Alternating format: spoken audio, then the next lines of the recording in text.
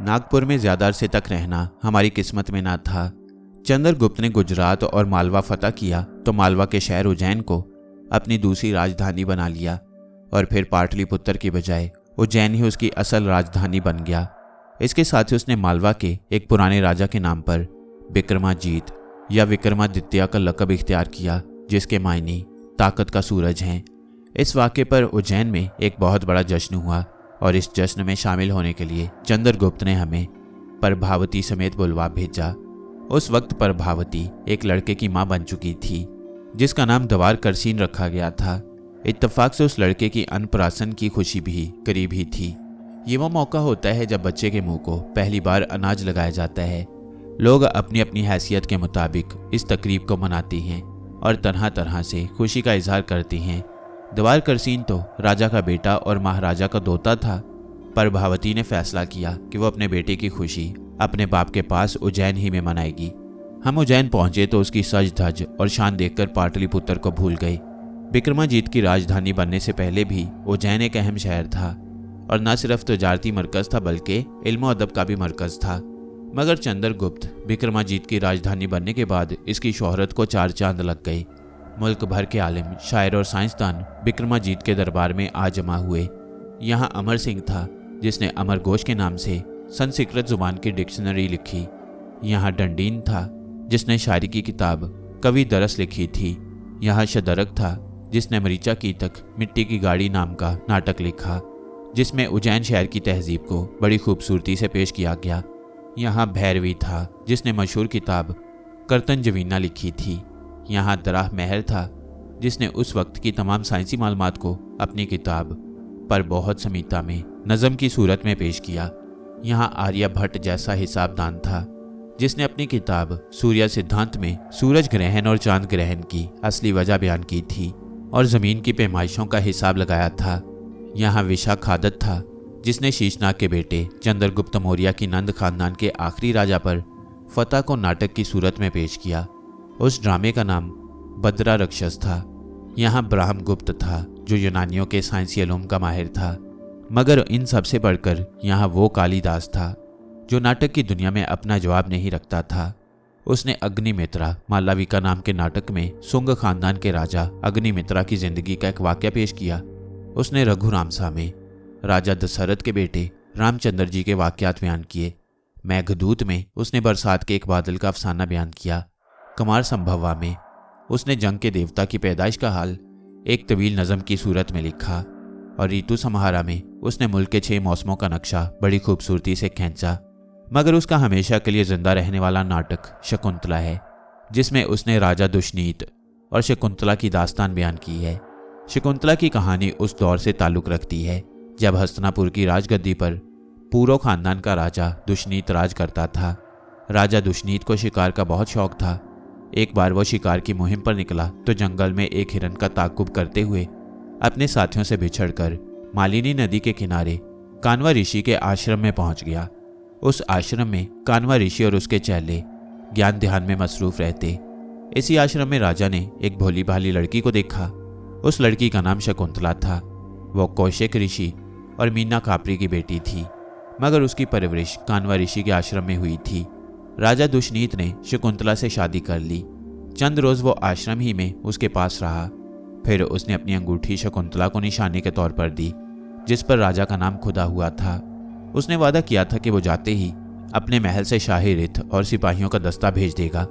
Canva ऋषि उस वक्त आश्रम में मौजूद न था और किसी तीर्थ की यात्रा के लिए गया हुआ था। राजा दुष्नीत के जाने के दूसरे तीसरे रोज शकुंतला आश्रम के दरवाजे में बैठी थी। उसका दिल राजमहल के ख्यालों में खोया हुआ था कि कान्वा ऋषि का एक दोस्त दुर्दास ऋषि वहां आया। शकुंतला को दुर्दास के आने का पता ही ना चला। दुर्दास ने जब ये देखा कि शकुंतला ने उठकर उसका इस्तकबाल नहीं किया तो उसने उसे बद्दुआ दी, जा, जिसके ख्याल में पढ़कर तू हमें भूल गई वो भी तुझे भूल जाए। और फिर वो गुस्से की हालत में पैर पटकता हुआ वापस चला गया। शकुंतला को ना किसी के आने की खबर हुई ना जाने की, मगर उसकी सहेलियों ने यह सब कुछ सुन लिया। वह भागम भाग दुर्दास के पास पहुंची और शकुंतला की तरफ से सफाई पेश करते हुए उससे बद्दुआ वापस लेने की दरख्वास्त की। इस पर दुर्दास ऋषि ने कहा, हमारे होंठों से निकला हुआ हर लफ्ज़ पत्थर की लकीर होता है। राजा उसे भूल जाएगा मगर जब वो अपनी दी हुई अंगूठी देखेगा तो उसे सब कुछ याद आ जाएगा। कानवा ऋषि तीर्थ यात्रा से वापस आया तो उसे सारे मामले की खबर हो गई। वो खुश था कि शकुंतला की शादी एक ऐसे राजा से हुई है जो अपने वक्त का सबसे जबरदस्त राजा है। मगर दिन पर दिन गुजरते जा रहे थे और राजा की तरफ से कोई आदमी शकुंतला को लेने नहीं आया था। जब राजा के आने की कोई आस न रही तो कानवा ऋषि ने शकुंतला को राजा दुष्नीत के पास भेजने का फैसला किया। उसने अपने 2 चेलों शरादूत और शरंगदा और आश्रम की एक बूढ़ी औरत गौतमी को हुक्म दिया कि वो शकुंतला को उसके शौहर के पास छोड़ आएं। गौतमी, शरादूत और शरंगदा शकुंतला को लेकर हस्तिनापुर की तरफ रवाना हुए। आश्रम से रवाना होते वक्त शकुंतला की सहेलियों ने उसे राजा दुष्नीत की दी हुई अंगूठी की हिफाजत की सख्त ताकीद की, क्योंकि उन्हें ऋषि दुर्दास की बात खूब याद थी। मगर जब वो हस्तिनापुर को जाते हुए दरिया गंगा के किनारे साची तीर्थ के मुकाम से गुजरे तो शकुंतला गंगा के पानी से मुंह हाथ धोने लगी और अंगूठी उसकी उंगली से निकलकर दरिया में जा गिरी। उस बेचारी को पता भी ना चला। वो राजा दुष्नीत के महल के दरवाजे पर पहुंचे और अंदर इत्तला भिजवाई।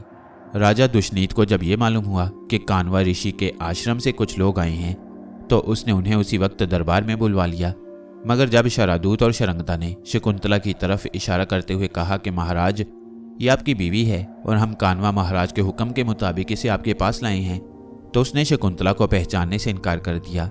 शकुंतला ने उसे आश्रम में गुजारे हुए दिनों के वाकयात याद दिलाने की कोशिश की, लेकिन राजा को ना शकुंतला के साथ शादी याद थी और ना आश्रम में गुजारे हुए दिन याद थे।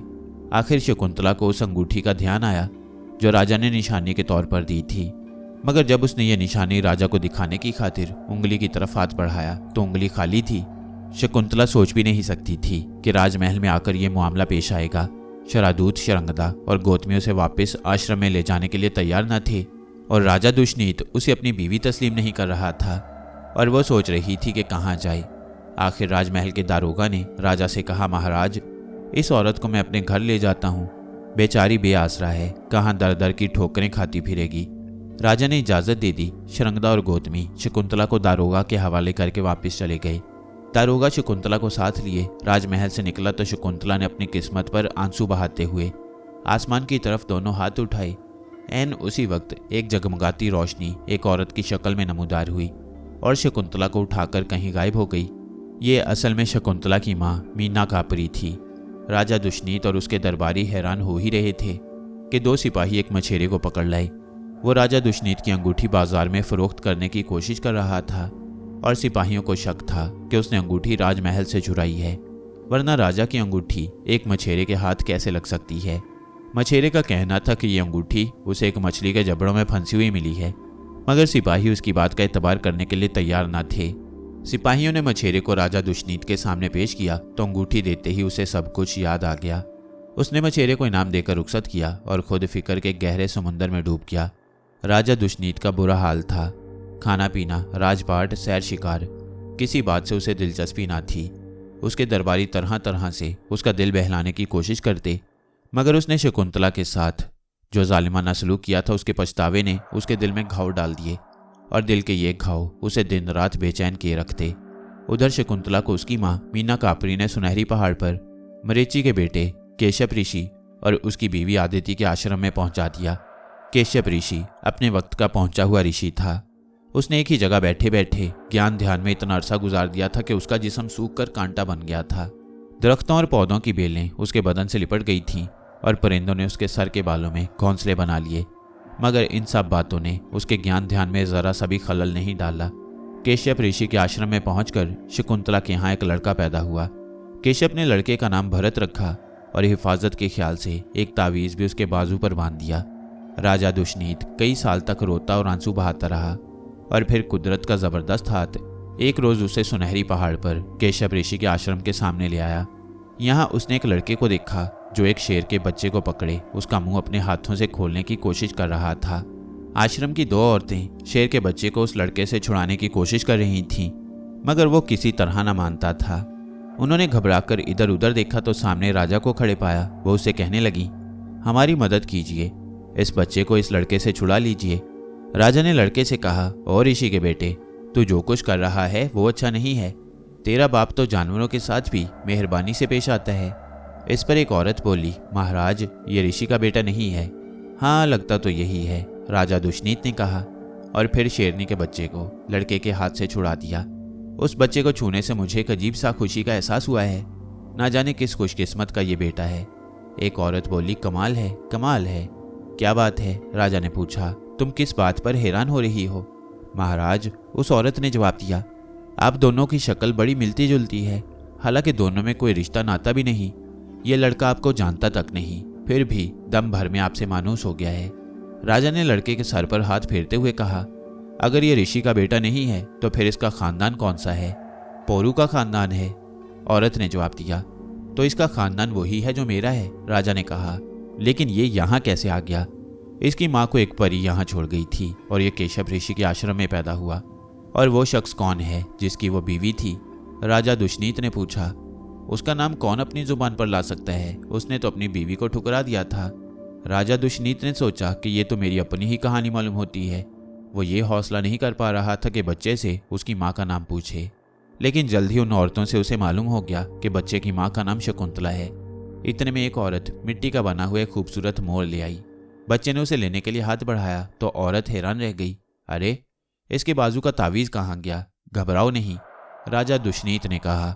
इसका तावीज़ शेर के बच्चे का मुंह खोलने की कोशिश करते हुए गिर गया था। ये रहा।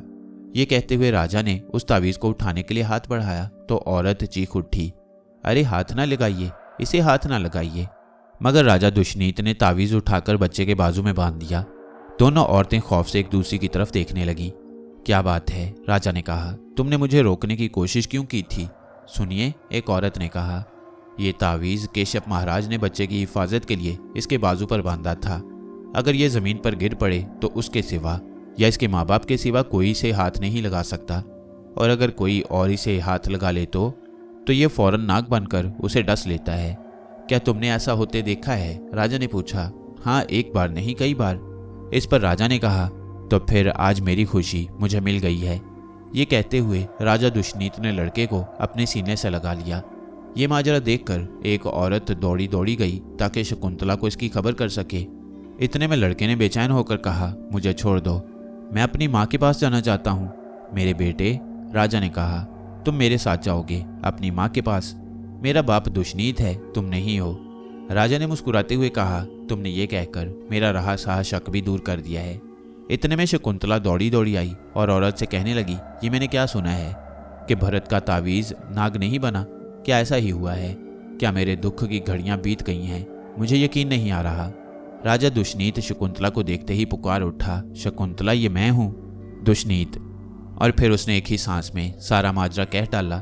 इसके बाद मियाँ बीवी अपने बेटे को साथ लेकर केशव ऋषि और आदिति की खिदमत में हाजिर हुए। उन्होंने दोनों को मुबारकबाद दी और फिर उनकी दुआएं लेकर राजा दुष्नीत शकुंतला और भरत के साथ खुशी के शादियाने बजाता हस्तिनापुर वापस आ गया। कालिदास के इस नाटक को जश्न के मौका पर पेश किया गया और इसने कामयाबी के ऐसे झंडे गाड़े कि उस वक्त के दूसरे नाटक लिखने वाले बादशाह, सोमीला और कविपुत्रा के नाटकों को कोई पूछता भी ना था। मुल्क के एक सिरे से दूसरे सिरे तक कालिदास और उसके नाटक शकुंतला का चर्चा था। इसी जश्न में हमने चीनी सयाह फाहियान को भी देखा, जो गौतम बुद्ध का पैरो और चीन का मजहबी आलिम था। वो यहाँ बुद्ध मत के मुकद्दस मुकामात की ज़ियारत करने और बुद्ध मत की किताबें और गौतम बुद्ध के तबरकात हासिल करने आया था। वो अपने 4 साथियों के साथ चीन से रवाना हुआ था। सहराए गोबी से गुजरकर जब वो पामीर की बुलंदियों को अबूर करने लगा तो उसके 2 साथी सर्दी और बर्फ़ से हलाक हो गए और दूसरे 2 हिम्मत हारकर वापस चले गए। वो अकेला पहले टैक्सला पहुंचा और फिर मुख्तलिफ जगहों से होता हुआ विक्रमाजीत के दरबार में आया। वो 3 साल यहाँ रहा और बुद्ध मत के मुतल्लिक हर किस्म की मालूमात जमा करता रहा। इसके बाद उसने सरानदीप, जावा और दूसरे जजीरों का सफ़र किया और पूरे 15 साल बाद जब वतन वापस पहुंचा तो उसने यहाँ के हालात लिखे। जश्न के कोई 10 दिन बाद राजकुमार करसीन के मुंह को अनाज लगाने की तकरीब में ज़्यादातर वो औरतें शामिल थीं जो शाही खानदान या विक्रमाजीत के दरबारी अमीरों वजीरों के घरों से ताल्लुक़ रखती थीं। उस तकरीब में विक्रमाजीत एक ऊंचे तख्त पर बैठा था। उसके साथ ही एक ज़रा छोटे तख्त पर उसका बेटा कुमार गुप्त था। उसके साथ प्रभावती अपने बेटे द्वार करसीन को गोद में लिए बैठी थी। उन दोनों से ज़रा हटकर एक पंडित बैठा था और उसे चंद कदम के फासले पर सारंग बाबा और मेरी नशिस्त थी। पहले पंडित ने चंद मंत्र पढ़े, फिर चंद लड़कियों ने भजन गाए और इसके बाद पंडित ने अपने करीब पड़े हुए थाल से रोटी का एक टुकड़ा उठाकर राजकुमार दवार करसीन के मुंह में डाला और इसके साथ ही मुबारक सलामत का शोर मच गया। ये शोर थमा तो नाचने गाने वाली लड़कियों ने अपने अपने नाच गाने का कमाल दिखाना शुरू किया, जिसका सिलसिला शाम तक जारी रहा। फिर सबसे आखिर में महाराजा विक्रमाजीत के दरबार की रकासा आशा एक पर्दे की ओर से निकलकर सामने आई। रात आधी से ज्यादा बीत चुकी थी, लेकिन आशा अभी तक नहीं थकी थी। उसका नाच ना जाने और कितनी देर जारी रहता कि खौफ और दर्द में डूबी हुई एक चीख ने सबको चौंका दिया। ये चीख राजकुमार गुप्त की थी। बीन खुद ब खुद मेरे होंठों से अलग हो गई और इसके साथ ही आशा के नाचते हुए कदम रुक गए। मेरी निगाहें फौरन महाराजा विक्रमाजीत के तख्त की तरफ उठी। एक सांप ने कुमार गुप्त की पिंडली पर डस लिया था और अब वो विक्रमाजीत की तरफ बढ़ रहा था। मैं अपनी जगह से छलांग लगाकर तख्त के करीब पहुंचा और उस सांप को दबोच लिया। चारों तरफ सांप सांप का शोर बरपा हुआ और एक अफरा तफरी सी मच गई। सारंग बाबा फौरन कुमार गुप्त के पास पहुंचे और जरा सी देर में सांप के कांटे का असर दूर कर दिया। मैंने एक नज़र सांप को देखा तो हैरान रह गया। ये नागिन थी। मेरा ध्यान कांगमार की नागिन की तरफ गया। ये उसी नस्ल की नागिन मालूम होती थी। अफरा तफरी खत्म हुई तो सब दोबारा अपनी अपनी जगहों पर बैठ गए और फिर एक निहायत हैरत अंगेज बात सामने आई। प्रभावती की गोद से राजकुमार दवार करसीन गायब था और उसके साथ ही आशा भी। यूं लगता था जैसे अफरा तफरी से फायदा उठाते हुए आशा नन्हे राजकुमार को लेकर भाग गई है। महाराजा विक्रमाजीत का खून खौल उठा। उसने गरजते हुए कहा, कहाँ गई आशा? उसे फौरन गिरफ्तार करके हमारे सामने पेश किया जाए। हुक्म की देर थी। घुड़सवार चारों तरफ फैल गए। उन्हें यकीन था कि वो जरा देर में आशा को नन्हे राजकुमार समेत गिरफ्तार करके महाराजा विक्रमाजीत के कदमों में ला डालेंगे, मगर यह उनकी भूल थी। उन्होंने उज्जैन शहर का कोना कोना छान मारा, आसपास की बस्तियों के एक एक घर की तलाशी ले डाली, मगर आशा और राजकुमार का कहीं पता न चला। दिनों नहीं हफ्तों आशा और राजकुमार की तलाश होती रही। उज्जैन से पाटलिपुत्र तक और गंगा से नर्मदा तक कोई बस्ती ऐसी न थी जहां विक्रमाजीत के सिपाही उनकी तलाश में ना गए हों, मगर आशा और राजकुमार को मिलना था ना मिले। हम राजमहल के मेहमान खाने में पड़े रोटियां तोड़ रहे थे। आशा और राजकुमार की तलाश में जो भाग दौड़ हो रही थी उसकी खबर हमें बराबर मिलती रहती। जिस नागिन ने कुमार गुप्त की पिंडली पर डसा था वो सारंग बाबा की कैद में थी, मगर उसका आशा से कोई ताल्लुक न था। ऐसा मालूम होता था कि उसका वहां निकलना महज एक इत्तफाकी बात थी। प्रभावती अपने बेटे की जुदाई में बेचैन थी और विक्रमाजीत अपनी बेटी की बेचैनी देखकर बेचैन था, मगर सारंग बाबा के लिए जैसे कोई बात ही ना थी। उन्होंने एक बार भी आशा या राजकुमार का जिक्र नहीं किया। मैं इसकी वजह जानता था। जब महाराजा विक्रमाजीत के सिपाही आशा और नन्हे राजकुमार की तलाश में नाकाम हो गए तो फिर उसे सारंग बाबा और अनोशा का ख्याल आया और ठीक आधी रात के वक्त वो उस मेहमान खाने में आया जहां हमें ठहराया गया था। सारंग बाबा को पहले से इसका अंदाजा था। वो मुझे बातों में लगाए वक्त गुजार रहे थे। दरवाज़ा खुला था। जैसे ही महाराजा विक्रमाजीत ने दहलीज के अंदर कदम रखा, हमने उठकर आदाब किया। सारंग बाबा कहने लगे, महाराज आप और यहाँ, आपने हमें क्यों ना बुलवा लिया? विक्रमाजीत उदासी से हंसा और बोला, इस वक्त महाराज हम नहीं आप हैं। मैं यहाँ उस परेशानी का इलाज ढूंढने आया हूँ जिसने मेरा दिन का चैन और रात का आराम छीन लिया है। हुक्म कीजिए महाराज, सारंग बाबा ने कहा। हम जोगियों और सन्यासियों का तो काम ही दूसरों की खिदमत करना है।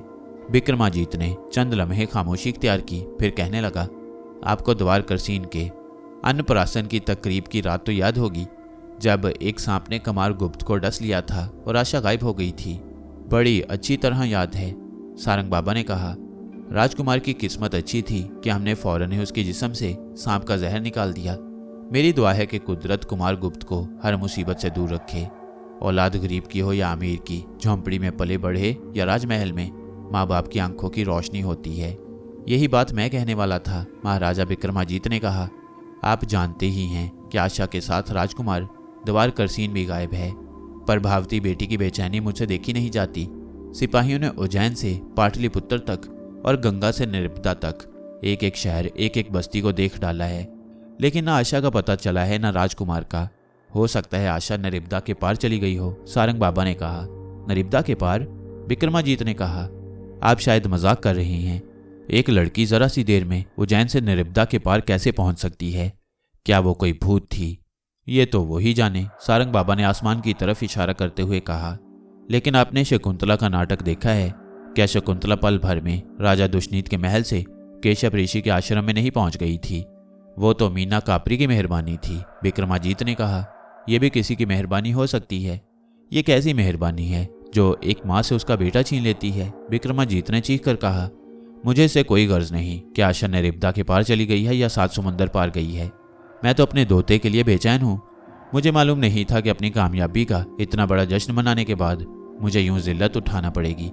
कहने को पश्चिम से पूरब तक मेरे नाम का डंका बजता है, लेकिन मैं जितना बेबस इस वक्त हूँ पहले कभी ना था। मुझे नहीं मालूम था कि इतनी बड़ी सल्तनत का मालिक होते हुए भी मैं इतना मजबूर और बेबस हो सकता हूँ। मेरी इमदाद कीजिए बाबा जी, मैं आपके आगे हाथ जोड़ता हूँ। आप कहने को जोगी सही, लेकिन मैं जानता हूँ कि आप बहुत कुछ हैं। आप और अनोशा जी ने पाटलिपुत्र में घोड़े की कुर्बानी के जश्न में रंजन नाग के मुकाबले में जो कुछ किया था वो मुझे आज भी याद है। मुझसे भूल हुई, मुझे पहले दिन ही आपकी खिदमत में आना चाहिए था। नहीं महाराज, सारंग बाबा बोले, आप अपने वक्त पर आए हैं। कुदरत आपको यह एहसास दिलाना चाहती थी कि एक इंसान दुनिया की सारी ताकत का मालिक होने के बावजूद कितना बेबस हो सकता है। आप चंद्रगुप्त विक्रमाजीत बन गए हैं। ताकत के सूरज का लक़ब इख्तियार करके आपने ये समझ लिया था कि अब दुनिया पर आप ही की मर्जी चलेगी। आप भूल गए थे कि इस दुनिया पर कुदरत की अनदेखी ताकतों की मर्जी चलती है। राजा ताकत और हुकूमत के नशे में ये समझने लगती हैं कि अब दुनिया उनकी गुलाम है और उनके हुक्म के बगैर एक पत्ता भी नहीं हिल सकता। मगर कुदरत बड़े बड़े सुरमाओं की ताकत का पल भर में नाश कर देती है। इंसान कितना मूर्ख है कि ताकत के गुरूर में अपने आप को खुदा समझने लगता है। लेकिन बाबा जी, विक्रमाजीत ने कहा, मैंने तो एक पल के लिए भी अपने आप को ऐसा नहीं समझा। लेकिन आपको अपनी हुकूमत, अपनी फौज, अपनी ताकत पर मान तो था। आप समझते थे कि आपके सिपाही आशा और नन्हे राजकुमार को पाताल से भी ढूंढ लाएंगे। आप उस वक्त यहाँ आए हैं जब अपनी हुकूमत और ताकत का सारा जोर लगाकर भी आशा और राजकुमार का पता न लगा सके। मुझसे भूल हुई बाबा जी, विक्रमाजीत ने कहा, बहुत बड़ी भूल हुई। मेरी गलती बख्श दीजिए और मेरी इमदाद कीजिए। ये कहते हुए विक्रमाजीत ने सारंग बाबा के हाथ थाम लिए। सारंग बाबा ने विक्रमाजीत के हाथों को अपने हाथों आंखों से लगाया और कहने लगे, ऐसा न कहिए, आप इस धरती का मान हैं। आप ऐसे राजा हैं जिन्हें दुनिया वाले रहती दुनिया तक याद रखेंगे। फिर सारंग बाबा मुझसे कहने लगे, अनोशा बेटे, कुदरत ने तुम्हें वो ताकत बख्शी है कि बड़े बड़े राजाओं ने तुम्हारे आगे सर झुकाया है और बड़े बड़े बलवानों ने तुम्हारे सामने कान पकड़े हैं। जरा देखो तो सही कि महाराज की आशा और राजकुमार द्वारकरसीन कहाँ हैं। सारंग बाबा के इन अल्फाज के साथ ही मैं नर्मदा और विंध्याचल के पार नागपुर में विकातक राजा रुद्रसेन दोम के महल में पहुंच गया और उस महल में मेरी आंख ने वो मंजर देखा जो किसी के ख्वाबो ख्याल में भी ना आ सकता था। राजा रुद्रसेन तख्त पर बैठा था और राजकुमार द्वारकरसीन उसकी गोद में था। इर्द गिर्द कुर्सियों पर उसके दरबारी बैठे थे और उन सब के दरमियान आशा खड़ी थी। उज्जैन में नन्हे राजकुमार की माँ और उसका नाना उसके लिए तड़प रहे थे और यहाँ नागपुर में वो बड़े मजे से अपने बाप की गोद में बैठा हुआ अंगूठा चूस रहा था। मुझे देखते ही राजा रुद्रसेन ने अपना हाथ बुलंद किया और कहा, आओ आओ अनोशा जी, हम तुम्हारा ही इंतजार कर रहे थे। हम अभी अभी राजकुमार के अन्नप्राशन की तकरीब से फारिग हुए हैं। अन्नप्राशन की तकरीब? मैंने हैरानी से कहा। यह तकरीब तो वहां उज्जैन में मनाई गई थी और इस तकरीब के मौका पर आशा और नन्हा राजकुमार गायब हो गए थे। हमें मालूम है, राजा रुद्रसेन ने कहा। कुदरत ने इन दोनों को वहां से यहाँ पहुंचा दिया था। अपने नजूमियों के कहने के मुताबिक हमने अपने बेटे के मुंह को अनाज लगाने का जश्न यहाँ भी मनाया है। आखिर वो हमारा बेटा भी तो है। नजूमियों ने यह भी बताया था कि अनोशा जी इन दोनों को लेने आएंगे, सो तुम इन्हें ले जा सकते हो। हम अपनी रानी को और ज्यादा बेचैन नहीं रखना चाहते। ये कहते हुए राजा रुद्रसेन ने राजकुमार को आशा को देते हुए कहा, लो आशा, अनोशा जी आ गई हैं। राजकुमार को संभालो और इसे वापस रानी जी के पास ले जाओ, डरो नहीं। अनोशा जी तुम्हें कुछ नहीं कहेंगे। आशा नन्हे राजकुमार को लेकर मेरी तरफ आई। हम दोनों ने राजा रुद्रसेन को सलाम किया और बाहर की तरफ बढ़े। महल के बड़े दरवाजे से निकलते ही मेरे कानों में आवाज़ आई। ये आवाज़ सारंग बाबा की थी। लीजिए महाराज, आशा और नन्हा राजकुमार आ गए हैं। मैंने घबराकर आंखें खोल दी। मैं नागपुर में नहीं, उज्जैन में था। आशा नन्हे राजकुमार को गोद में लिए मेरे पास खड़ी थी। आशा को देखते ही महाराजा विक्रमाजीत गुस्से से बेकाबू हो गया। उसने राजकुमार को आशा की गोद से झपट लिया और बोला, तुम कहाँ से आई हो? नागपुर से महाराज, आशा ने डरते डरते कहा। नागपुर से? कब? किसके साथ? अभी अभी आई हूँ महाराज, आशा ने जवाब दिया। थोड़ी देर पहले मैं नागपुर में राजा रुद्रसेन जी के महल में थी। अनोशा जी मुझे लेके आए हैं। ये कैसे हो सकता है? विक्रमाजीत ने हैरानी से कहा। अनोशा बेटे के लिए सब कुछ मुमकिन है महाराज, सारंग बाबा ने कहा। हैरान ना हो, जो कुछ हुआ है इसमें कुदरत की अनदेखी ताकतों का हाथ है। आशा ठीक कह रही है। महल में नन्हे राजकुमार के मिल जाने का शोर मच चुका था। प्रभावती दौड़ी दौड़ी आई और उसने अपने बेटे को बाप की गोद से ले लिया और उसका मुंह चूमने लगी। इतनी देर में आशा सारी कहानी सुना चुकी थी। महाराजा विक्रमाजीत ने प्रभावती से कहा, हम इतने दिनों तक मुफ्त में परेशान होते रहे। हमें मालूम नहीं था कि कुदरत ने नन्हे राजकुमार को उसके बाप की गोद में पहुंचा दिया है। अब अनोशा जी उसे वहां से लाए हैं। ये इनकी मेहरबानी है, इनकी भी और सारंग बाबा की भी। प्रभावती ने यह सुनकर मेरा और सारंग बाबा का शुक्रिया अदा किया और फिर नन्हे राजकुमार को लेकर चली गई। महाराजा विक्रमाजीत भी अपनी बेटी के साथ ही चला गया। डरी सहमी आशा कांपते कदम उठाते हुए उनके पीछे पीछे थी। वो डर रही थी कि ना जाने महाराजा विक्रमाजीत की तरफ से उसे क्या सजा मिले, मगर विक्रमाजीत ने उसे कोई सजा नहीं दी। राजकुमार के वापस मिल जाने की खुशी में और लोगों के अलावा उसे भी भारी इनाम दिया गया। हम चंद दिन और उज्जैन में रहे और फिर वहां से चल खड़े हुए। प्रभावती 2 महीने और अपने बाप के पास उज्जैन में ठहरी रही। फिर जब वो नागपुर वापस पहुंची तो 10-12 रोज बाद ही राजा रुद्रसेन इस दुनिया से रुखसत हो गया।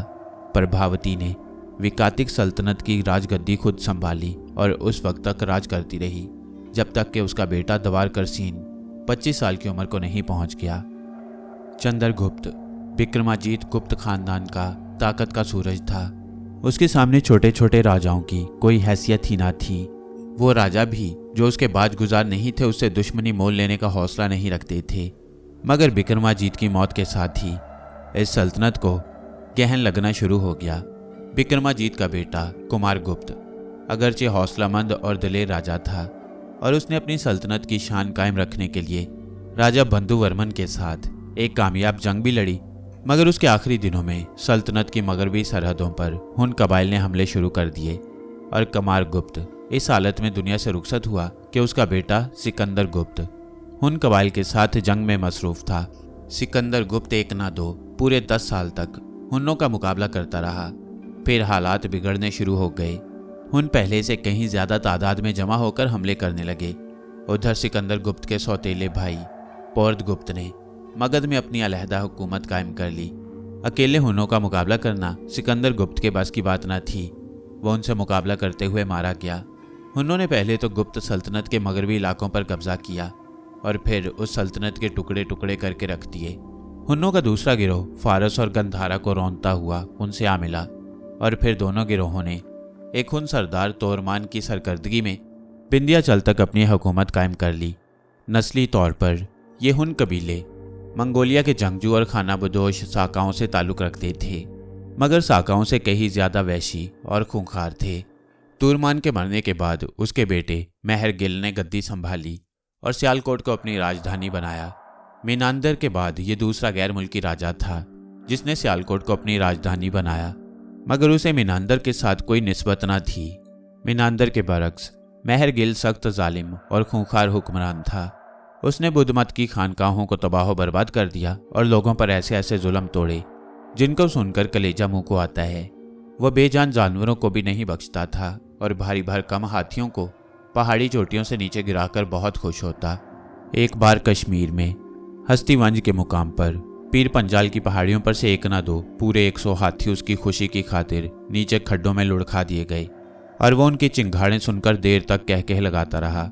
आखिर मुल्क के बाकी राजाओं ने मालवा के राजा यशोधर्मन और मगध के राजा बालादीता के साथ मिलकर महरगिल के खिलाफ जंग की और उसे कहरोड़ के मुकाम पर शिकस्त दी।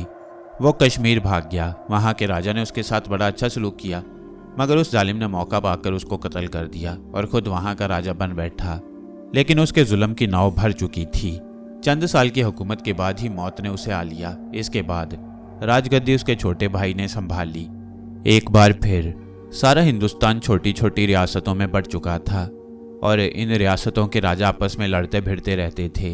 इन रियासतों में से 3 रियासतें ऐसी थीं जो दूसरों के मुकाबले में ज़रा बड़ी और ताकतवर थीं। ये रियासतें थीं कनौज, मालवा और थानीसर। थानीसर के मगरिब में वो इलाका था जिस पर हुनों की हुकूमत थी। मशरिक में सुखारी राजाओं की रियासत कनौज थी और जनूब में मालवा की रियासत थी। इन तीनों रियासतों के राजाओं की आपस में रिश्तेदारियां थीं, बल्कि रिश्तेदारियों का यह सिलसिला मगध तक फैला हुआ था। थानीसर के राजा प्रभाकर की मां मगध के राजा दामोदर गुप्त की बेटी थी। प्रभाकर की अपनी शादी मालवा के राजा यशोधर्मन की बेटी यासुमती से हुई थी और प्रभाकर की अपनी बेटी राजा सिरी की शादी कनौज के राजा गराहवर्मन से हुई थी, जो अवंती वर्मन लखारी का बेटा था। प्रभाकर के अपने 2 बेटे थे, राज्यवर्धन और हर्षवर्धन।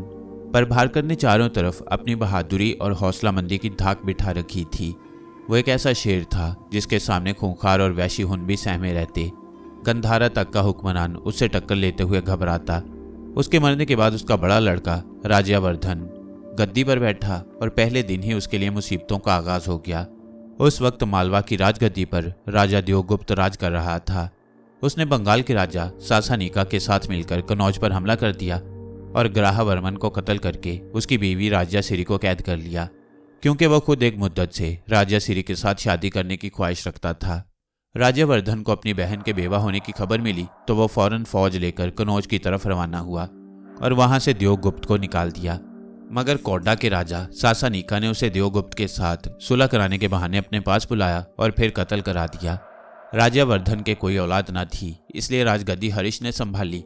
उस वक्त उसकी उम्र 16-17 साल से ज्यादा न थी, मगर वो उस प्रभाकर वर्धन का बेटा था जिसके नाम से खूंखार और वैशी हुन भी कांपते थे।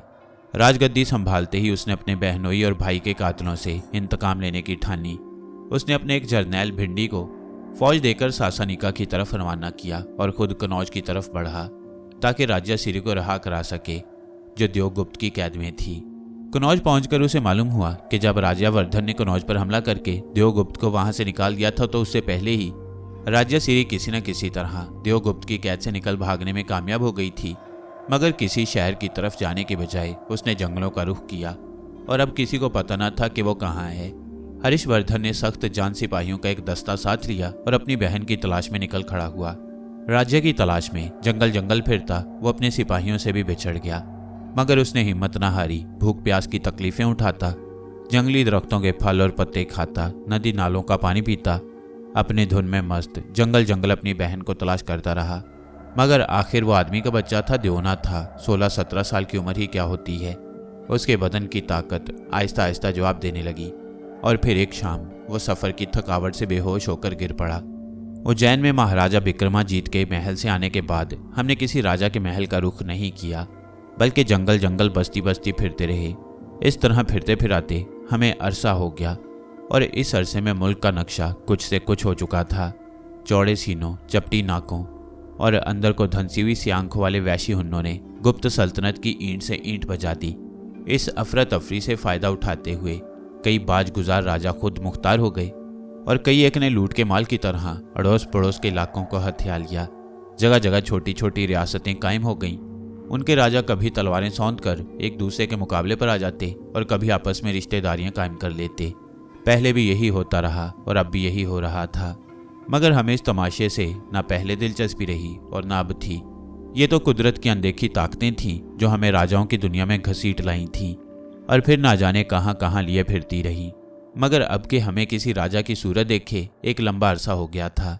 मेरे दिल को ये इत्मीनान सा होने लगा कि शायद हम हमेशा के लिए राजाओं की इस दुनिया से निकल आए हैं, जहाँ भाई भाई का बैरी होता है, जहाँ अपनी गर्दन बचाने के लिए भाई का गला काटना पड़ता है, जहाँ बेटा बाप को कत्ल करके उसकी राजगद्दी संभालता है और जहाँ अपना खून ही सबसे बड़ा दुश्मन होता है।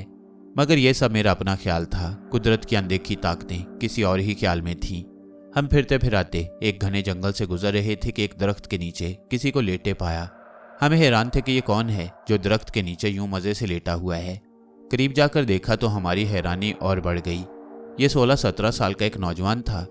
उसका लिबास अगरचे जगह जगह से फटा हुआ था, मगर ये फटा हुआ लिबास भी साफ कह रहा था कि ये किसी झोंपड़ी का नहीं, किसी महल का चिराग है।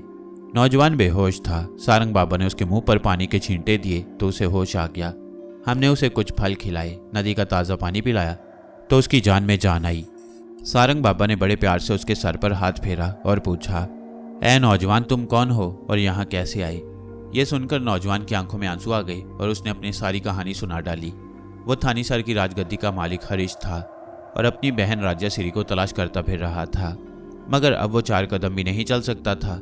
उसके सिपाही उससे बिछड़ चुके थे और उसे राजा सिरी का अब तक कोई पता नहीं चला था। सारंग बाबा ने उसे दिलासा देते हुए कहा, गम ना करो नौजवान, हम तुम्हारी मदद करेंगे। इसलिए नहीं कि तुम थानीसर की राजगद्दी के मालिक हो या राजा प्रभाकर वर्धन के बेटे हो, बल्कि इसलिए कि तुम अपनी बहन की तलाश में निकले हो। इत्मीनान रखो, तुम्हारी बहन मिल जाएगी। मुझे उसका पता बता दीजिए बाबा जी, हरीश ने कहा। मैं खुद उसके पास पहुंच जाऊंगा। अपनी बहन का अता पता जानना चाहती हो? सारंग बाबा ने कहा। यह कहकर उन्होंने आंखें बंद कर लीं और जरा देर बाद बोले, तो सुनो, इस वक्त वो यहाँ से सैकड़ों मील दूर विंध्याचल के जंगलों में। विंध्याचल के जंगलों में? हरीश ने हैरानी से कहा। मगर वो इतनी दूर पहुंच कैसे गई? कुदरत ने उसे वहां पहुंचा दिया है, सारंग बाबा बोले। मगर मैं वहां कैसे पहुंच सकूंगा? सारंग बाबा मुस्कुरा दिए। घबराओ नहीं, कुदरत तुम्हें भी वहां पहुंचा सकती है, अभी पहुंचा सकती है। ये कहकर सारंग बाबा मुझसे मुखातिब हुए। अनोशा बेटे, जरा तकलीफ करके देखो तो सही कि इस नौजवान की बहन विंध्याचल के जंगल में क्या कर रही है। मुझे भी साथ ले चलिए, हरीश ने कहा। सारंग बाबा बोले, ठीक है, अनोशा बेटे के साथ तुम भी जाओ और देखो कि तुम्हारी बहन विंध्याचल के जंगलों में किस हाल में है। बल्कि हम भी तुम्हारे साथ साथ चलते हैं। सारंग बाबा ने हरीश का एक हाथ थाम लिया, दूसरा हाथ मैंने थामा और इसके साथ ही हम पलक झपकते में विंध्याचल के जंगल में पहुंच गए। हम घने जंगल के दरमियान एक खुली जगह में थे। हमसे कोई 50 कदम दूर लकड़ियों की एक चिता जल रही थी और एक औरत उस जलती हुई चिता में कूदने के लिए आगे बढ़ रही थी। हरीश तेजी से उसकी तरफ भागा। राजा सिरी रुक जाओ, राजा सिरी। औरत चिता में छलांग लगाने ही वाली थी कि हरीश ने उसका बाजू थाम लिया। नहीं राजा सिरी, मैं तुम्हें चिता में जलने नहीं दूंगा, तुम्हें जिंदा रहना होगा।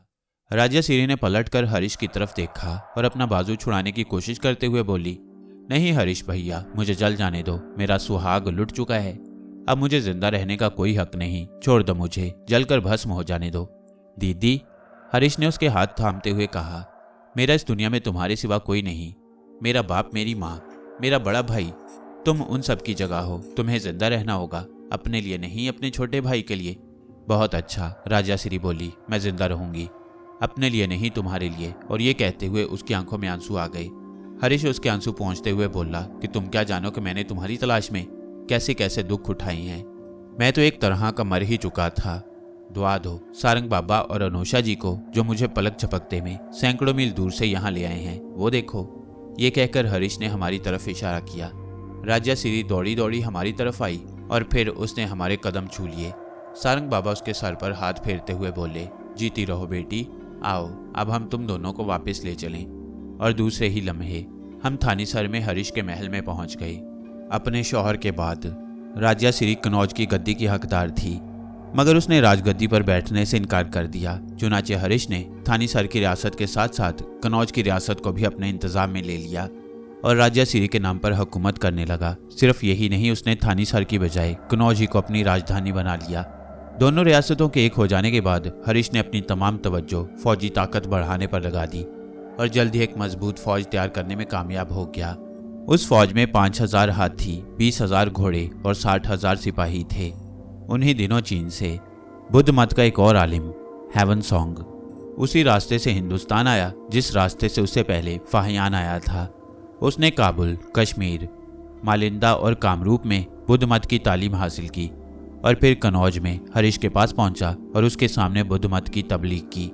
हेवन सॉन्ग की बातों से मुतासिर होकर हरीश और उसकी बहन राजिया सिरी ने बुद्ध मत कबूल कर लिया और इसके बाद हरीश ने भी बुद्ध मत फैलाने में उसी तरह सरगर्मी दिखाई जिस तरह उससे पहले अशोक और कंशक दिखा चुके थे। बुद्ध मत के असूलों में तब्दीलियां कंशक से पहले ही हो चुकी थीं और हरीश का दौर आते आते उसकी हालत कुछ से कुछ हो गई। वो गौतम बुद्ध, जिसने लोगों को बुतों की पूजा के गोरख धंधे से और ब्राह्मणों के शिकंजे से निकाला, उसका मजहब अब खुद सादगी की बजाय पेचीदा रस्मों का गोरख धंधा बन गया। कंचक की तरह हरीश भी बुद्ध मत के महायान फिरके का पैरू था। कंचक के अहद में तो गौतम बुद्ध की पत्थर की मूर्तियां ही बनी थीं, मगर अब गौतम बुद्ध के चांदी और सोने के बड़े बड़े बुत बनने लगे और उनकी पूजा बड़ी धूमधाम से होती थी। हरीश पर हेवन सॉन्ग का जबरदस्त असर था। चुनाचे उसके एजाज में हरीश ने कनौज में एक भारी मजलिस मुनक्कद की और इसके लिए कामरूप से कनौज तक एक जुलूस निकालने का इंतजाम भी किया। हरीश और हेवन सॉन्ग इस जुलूस के आगे आगे थे और 22 मुख्तलिफ राजा हजारों आलिमों फाजिलों के साथ पीछे पीछे। इसके अलावा और बेशुमार लोग थे।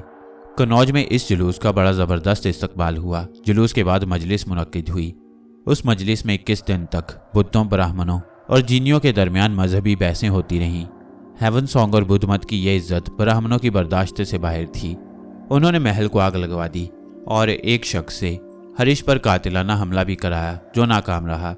कातिलाना हमला करने वाला शख्स पकड़ा गया और उसकी निशानदेही पर उन तमाम ब्राह्मणों को सजा दी गई जो इस साजिश में शरीक थे।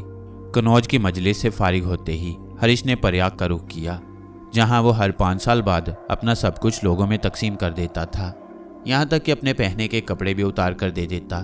खैरात का ये सिलसिला 2.5 महीने जारी रहा। प्रयाग की इस तकरीब के ख़त्म होने के बाद हेमंत सॉन्ग ने वापस अपने वतन की राह ली और फिर उसने भी अपने सफ़र के हालात लिखे, बिल्कुल उसी तरह जिस तरह विक्रमाजीत के दौर में आने वाले फाहियान ने लिखे थे। हरीश के दरबार में चंद्रगुप्त विक्रमाजीत की तरह उस वक्त के चोटी के आलिम, शायर, फ़लसफ़ी, मुसव्विर और नाटक लिखने वाले आ जमा हुए थे। उसके दरबार का सबसे बड़ा शायर पान भट्ट था। उसने हरीश चरित्र के नाम से हरीश की ज़िंदगी के हालात नज़म में बयान किए।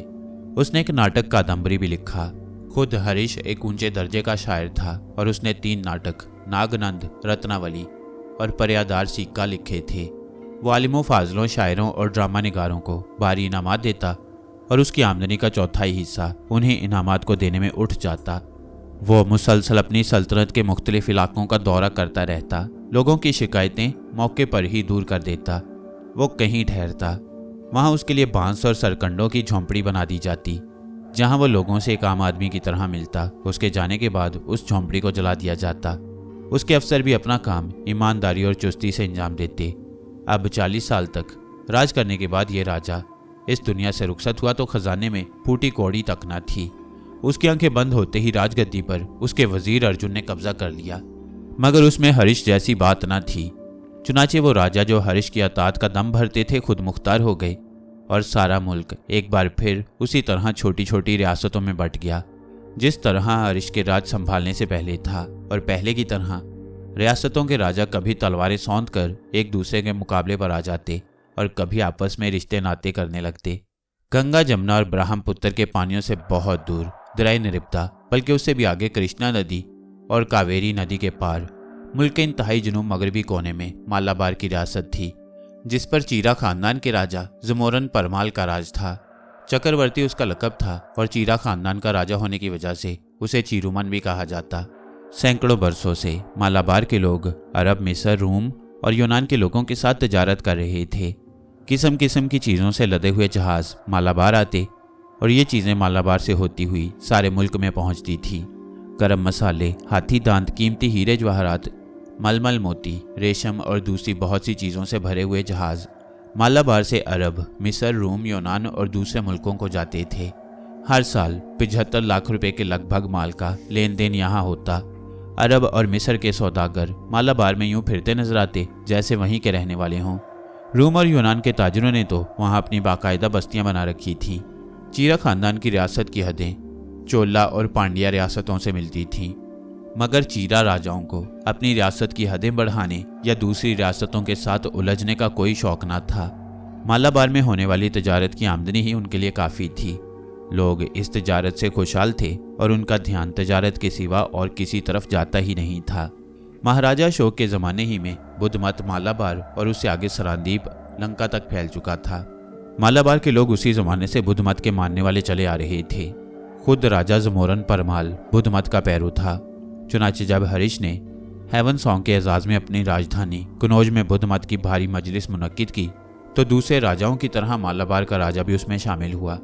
मगर उसके मजलिस में शामिल होने से पहले ही कुदरत की अनदेखी ताकतों ने उसकी एक झलक मुझे दिखा दी। बहुत दिनों पहले मैंने उसे ख्वाब में देखा था और मेरे ये ख्वाब बड़ा ही अजीब था। रात आधी से ज़्यादा गुजर चुकी थी। राजा बड़ी बेकरारी से अपने महल की छत पर टहल रहा था। कोई अनजानी अनदेखी ताकत इतनी रात के उसे अपने नरम नरम बिस्तर से निकालकर महल की छत पर ले आई थी।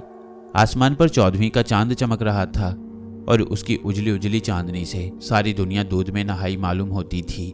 दूर दूर तक फैला हुआ समुंदर, इस उजली उजली चांदनी में चांदनी का एक बहुत बड़ा थाल दिखाई देता।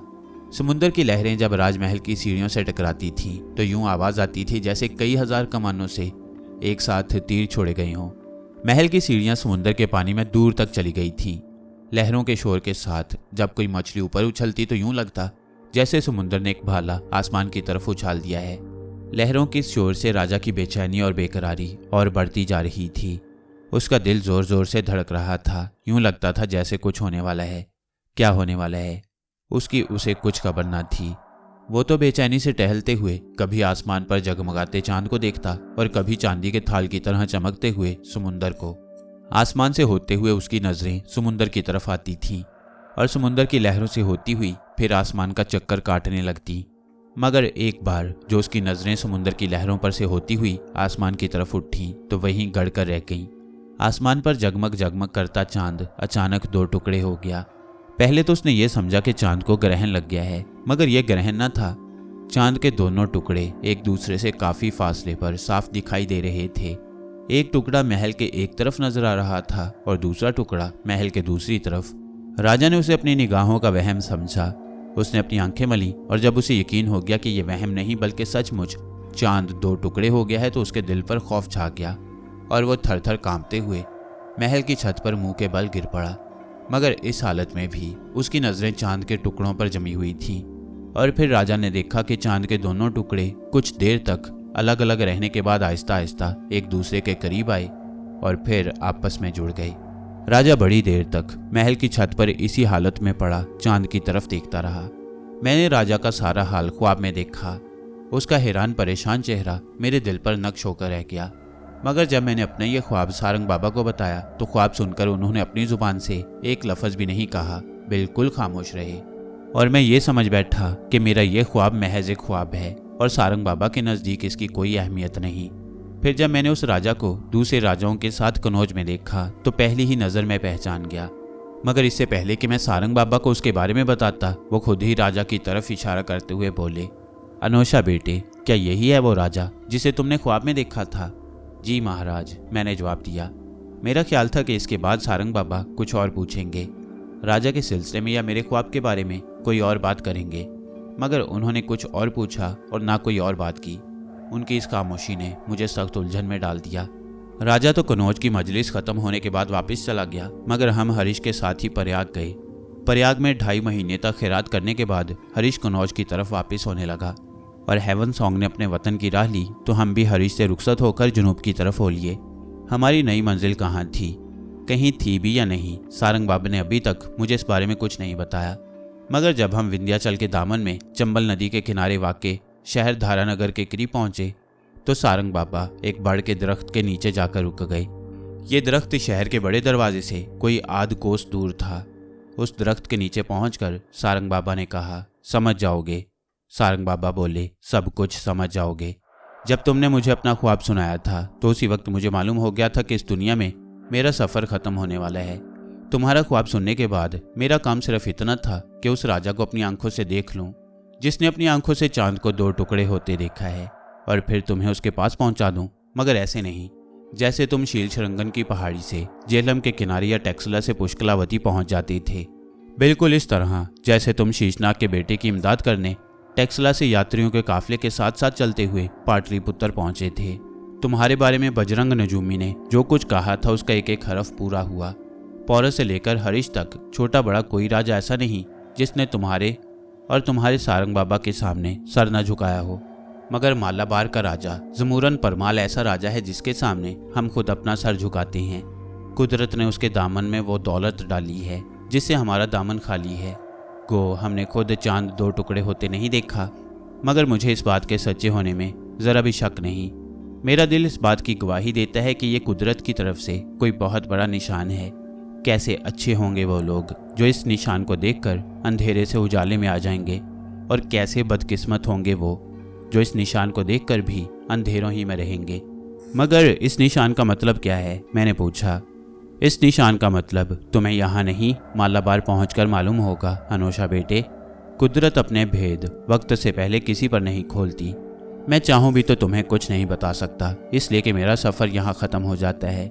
आगे तुम अकेले जाओगे और मालाबार में राजा जमूरन परमाल के महल में पहुँचोगे, अपनी करामतें दिखाने के लिए नहीं बल्कि राजा की खिदमत करने के लिए। बिल्कुल उसी तरह जिस तरह एक नौकर अपने मालिक की खिदमत करता है। तुम्हें क्या करना है ये तुम्हें वहाँ पहुँचकर मालूम हो जाएगा। बस अब आखिरी बार अपने बाबा से गले मिल लो और फिर आगे चलने की तैयारी करो। मैं रो दिया। बाबा आप मुझे यूं छोड़कर तो ना जाएं। रो नहीं अनोशा बेटे, सारंग बाबा ने मेरे आंसू पहुँचते हुए कहा।